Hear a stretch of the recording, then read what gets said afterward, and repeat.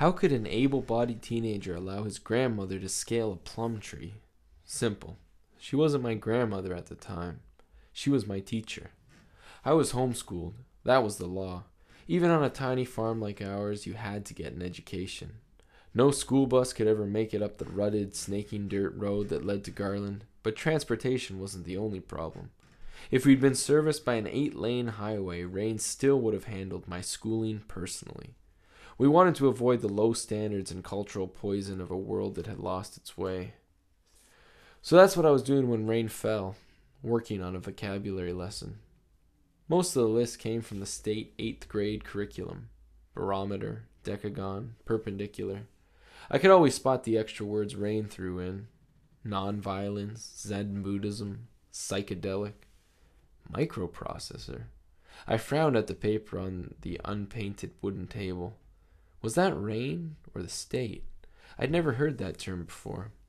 I stepped out of the house, careful not to disturb my science project, the Foucault pendulum suspended from the porch roof. The tester from the education department thought it was good enough to enter in the county science fair. Too bad we didn't believe in competition. All that emphasis on trophies and medals, the shiny symbols of an empty soul. Anyway, Rain said the whole thing was a trick to get me to go to regular school. If your project is excellent, it only proves that you're getting a superior education right here with me, had been her reasoning.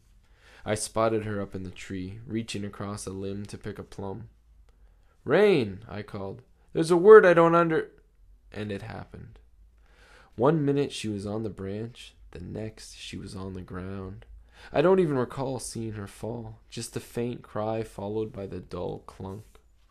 Ah! Whoomp. Rain! She was lying on her side amid the scattered plums when I pounded onto the scene. Her face was very pale. She wasn't moving. My terror was total. Rain was everything to me, my teacher, my family, my whole universe. Garland was a community, but we were the community. The two of us. I knelt beside her. Rain, are you okay? Please be okay. Her eyes fluttered open and focused on me. She tried to smile, but the pain contorted her expression into a grimace. Cap, she began faintly. I leapt back to my feet. I'll get Doc Cafferty. Doc Cafferty lived a few miles away. He was technically a veterinarian, but he was used to working on humans since he had 6 kids. He'd given me stitches once when I was 8. She reached up a tremulous hand and gripped my arm. We need a real doctor this time. A people doctor. I stared at her like she was speaking a foreign language. Doc Cafferty had filled all of Garland's medical needs as long as I could remember. She spelled it out. You're going to have to take me to a hospital. Rain always said that anger upsets the balance inside a person, so when you yell at somebody, you're attacking yourself more than whoever it is you're yelling at. Falling out of the tree must have made her forget this, because when the nurses finally let me in to see her, she was screaming at the doctor at top volume. I can't do 8 weeks of rehab. I can't do 8 days. You've got no choice, the doctor said matter-of-factly. You have a broken hip. It has to be pinned. After that, you'll need extensive physical therapy. It's a long process, and you can't ignore it just because it doesn't fit in with your plans. You're not listening, Rain shrilled. I'm the caregiver to my grandson, the only caregiver. What about the parents? The doctor asked. Where are they? She shook her head. Long dead. Malaria. They were with the Peace Corps in Namibia. They gave their lives for what they believed in. That sounds worse than it is. But I never knew my parents except from old pictures. They left when I was little.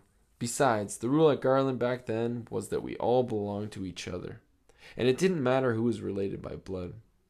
I have a few vague recollections of other people in the community when I was really young, but whether they were my parents or not, I can't tell. Anyway, it's impossible to miss what you've never had. I rushed to my grandmother's bedside. Are you okay? Is your leg all fixed up? She looked grave. We've got a problem, Cap, and you know what we do with problems. We talk it out, think it out, work it out, I said readily. It had been that way since the very beginning of Garland in 1967, long before I was born. Now that there were only 2 of us, Rain still gave me a full vote. She never treated me like I was just a kid. The doctor was growing impatient. How about cousins? Or maybe a close friend from school? I'm homeschooled, I supplied. The doctor sighed. Mrs. Rosenblatt, that name hasn't applied to me for decades. You can call me Rain. All right, Rain.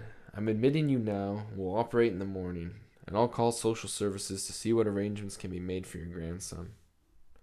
That was when I started to worry about what was going to happen to me.